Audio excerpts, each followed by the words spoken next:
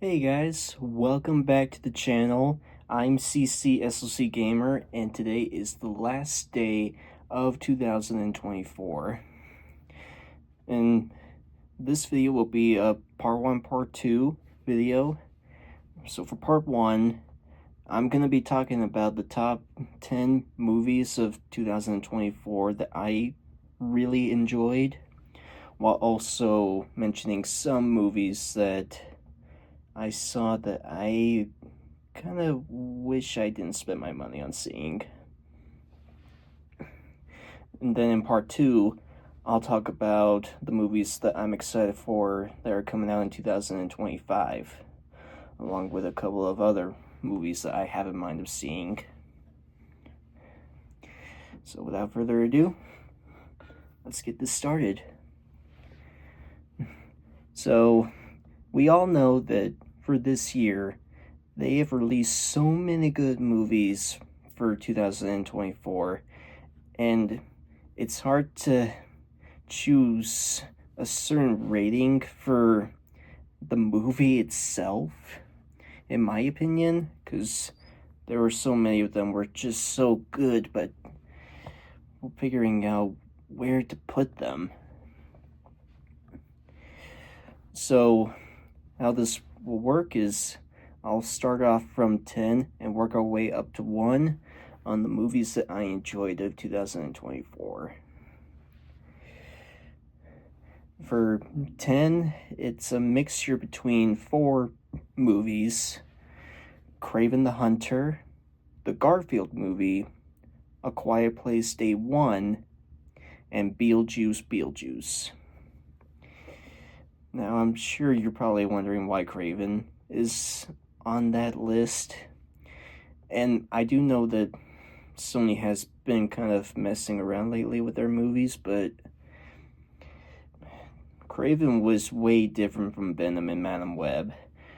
Because in the movie, for one, the rated R was a good idea for Kraven, especially since that makes him stay true to his character. And also, they did have some pretty awesome action scenes in that movie. Garfield was okay, but for a person who didn't really grow up with Garfield, it just didn't seem like my type of movie. A Quiet Place Day 1, I did see the first 2 films that they've made, but I just didn't find A Quiet Place to be all that interesting as the higher movies that I have in mind. And then there's Beetlejuice. Pardon me, put that on number 10 because I didn't see the first movie before seeing the second film. So I feel like if I would have watched the first movie first before seeing the second one, I guarantee that movie would be higher up, and I could have a bit more of an understanding of the movie. For number 9, it's 3 of them. The Netflix movie Time Cut, Furiosa, and Bad Boys Ride or Die. Now, for those of you who haven't seen Time Cut, it's a new Netflix movie that got released around the end of October, where it stars with Madison Bailey going back to the year 2003 to prevent her sister from getting killed by a psycho. And I found the movie a little bit interesting because, for one, going back to 2003, see how technology was different around that time, and just seeing girls just having a fun time. Furiosa, I will admit, it is a really good movie, and I am thinking about that little line that Ryan Reynolds said in Deadpool and Wolverine, where he mentions Furiosa. And for not knowing much about the Mad Max movies, I gotta say, this one was pretty good. I might actually have to watch the originals. And Bad Boys Ride or Die, Will Smith, Martin Lawrence, a really good duo. Some really cool action scenes in that. But not so much of the action that I liked for my top one. For number 8, 3 movies again. Red One, Imaginary Friends, and Fall Guy. Now, I know that most people did not like Red One so much or haven't seen the movie yet, but seeing how it was a Christmas movie mixed with some action and some awesome work from The Rock and Chris Evans, because they nailed it in that movie. Imaginary Friends, that movie with Ryan Reynolds, helping out all of these imaginary friends that kids made but forgotten. That movie was really cool and really funny, especially with Steve Carell being in there. Fall Guy, the movie where Ryan Gosling is a stunt double. That movie turned out to be a bit better than I thought it would, especially seeing all these crazy stunts that Ryan Gosling does in the movie. That was really interesting. And now for 7, it's 4 of them. Despicable Me 4, Wicked, Gladiator 2, and Argylle. Now for Despicable Me 4, I did have my doubts about how good the movie will turn out, but they gave it a really good villain and also made it really funny, especially with Gru trying to bond with his son. And just the way how they had some of the past villains show up in the end as cameos, that did kind of make me a little bit happy. Wicked, I did see Wicked. I did love the music, and they nailed it. And I even saw the Broadway musical once, and I also enjoyed that. But I don't know, it's just not one of the best movies I would say I loved so much. Gladiator 2, for someone who hasn't seen the first movie, it was a bit hard to understand how the storyline took place around there. But Pedro Pascal, awesome at his role, and the movie seemed to be way more interesting than I thought. And Argylle, that spy movie that starred with Henry Cavill, it did have some really cool action stuff and some very particular spy stuff that most people would know would happen if they're a big fan of spy movies. But maybe just not one of the biggest movies that they've released. For number 6, 3 movies again. Inside Out 2, Dune Part 2, and Challengers. I had to put Inside Out 2 in there because, for one, I loved the first movie, and seeing how good they did the second movie with adding anxiety, embarrassment, envy, and ennui in there, that really had that same element of excitement as the first movie did, and also seeing so many of the similar things that we go through in life. And Dune, the second part, loved the storyline for the second part of the film.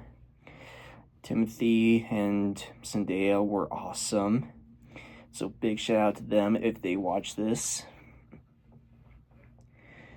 And I don't know if they said that they're making a third movie, but if they are, I would most likely be seeing that as well. And Challengers, that tennis movie that started with Zendaya, very interesting. A type of Zendaya that I would not normally see compare from the PG-13 movies and the Disney Channel films that she's been on. But I do find the movie very interesting, and there was a lot of drama, which did kind of made it a bit more interesting.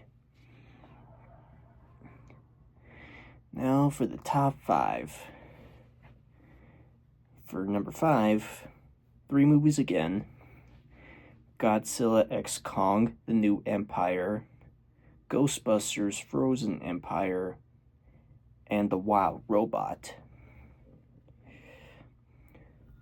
Godzilla x Kong: The New Empire, that was a really interesting movie, especially seeing how they're continuing the story from after the events of the first film that they did, Godzilla vs. Kong. And the villain that they had in that movie seemed to be a little bit more interesting than Mechagodzilla.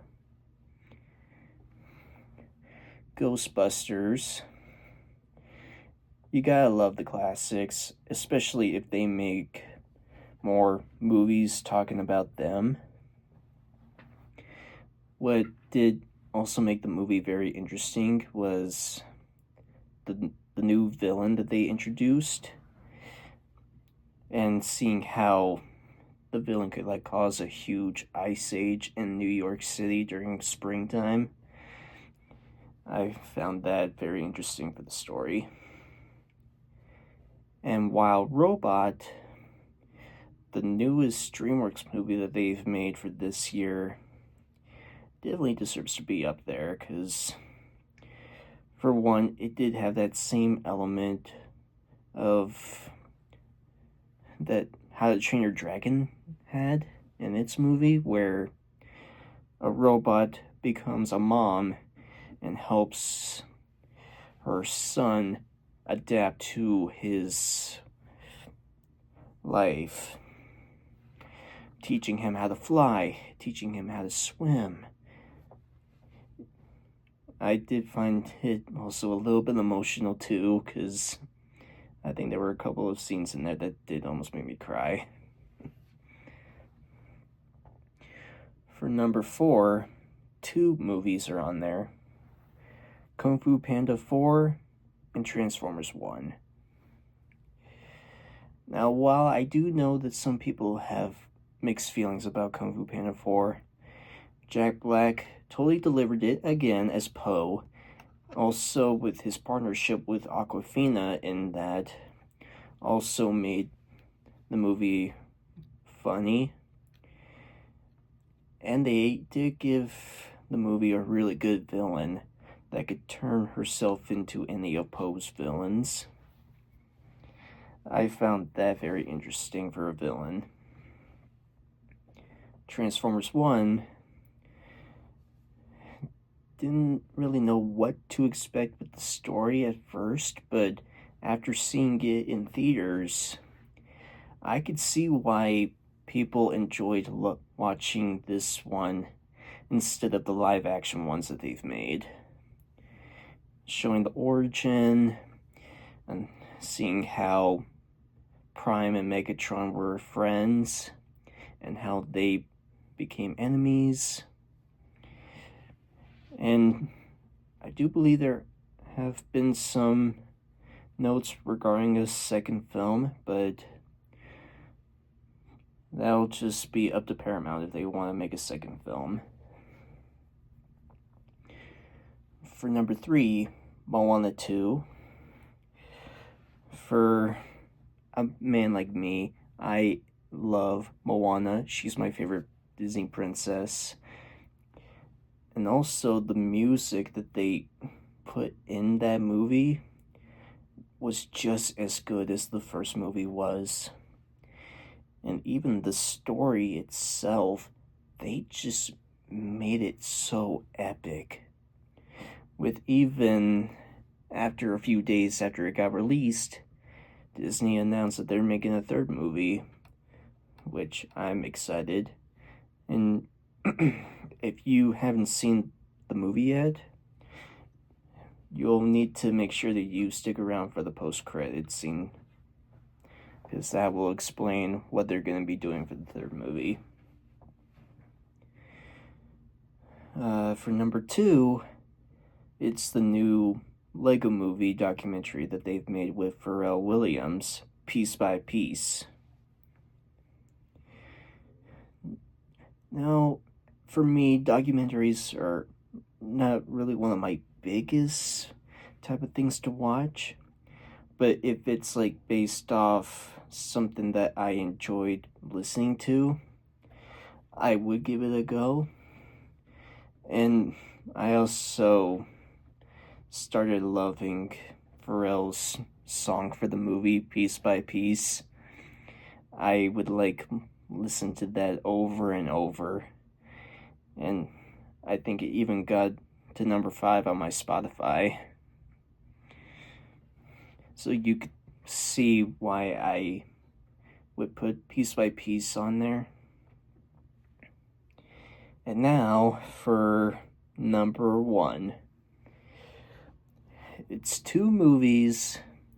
One got released in July, and the second one got released last week. I'll give you a second to figure it out. And drum roll, please. It's Deadpool and Wolverine and Sonic the Hedgehog 3. For number 1, Deadpool and Wolverine definitely has to be on there in my opinion, because for one, Ryan Reynolds and Hugh Jackman nailed it. Just making the movie so funny with all of these awesome jokes, and also in memory of the Fox characters that they've made with Marvel.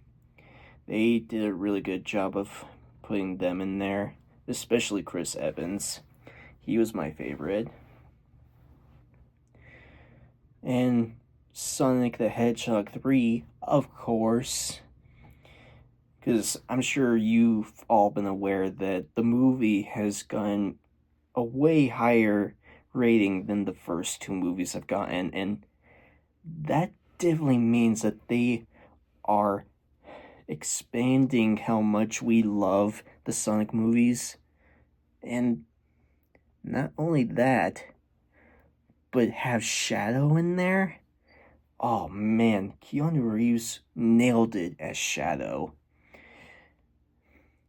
And I will be talking about a little spoiler here, so if you haven't seen the movie, you would probably want to turn the volume down on this. But they did have Supersonic in there for around the final battle, but not only did they have him become super, but Shadow also got turned into Super Shadow in that movie, which I thought was really awesome. The way how they brought back the Emerald and used it to bring Super Sonic and Super Shadow to life. And also with Jim Carrey, with him having 2 roles in that movie, that seemed to make it a little bit more funny than the first 2 movies were, because like he said, you double your villains, you double your fun. And if you haven't seen the movie, another spoiler ahead, but around the end of the final battle, Eggman sacrificed himself to stop Gerald's machine, along with Shadow's help. And it's unaware if Eggman survived that, or if he's dead. But for the post-credits scene, you will see Shadow retrieving his golden bracelets, which confirms that Shadow is still alive, but also wondering, did Eggman survive, or is he dead? And even before they released the movie, they already announced when the fourth movie is coming out, and they're aiming for spring 2027. And one more spoiler ahead. You stick around after the first set of credits, you will see the next character that they are introducing. And it's gonna be Amy. And I will never forget the theater's reaction to that news, because me and my friends, if you've seen our video, we did see the movie together, but we were all super excited when they showed Amy was going to be the next character. And that basically confirms that the four main characters of the Sonic universe are going to be in one movie together, which is another thing to be excited about.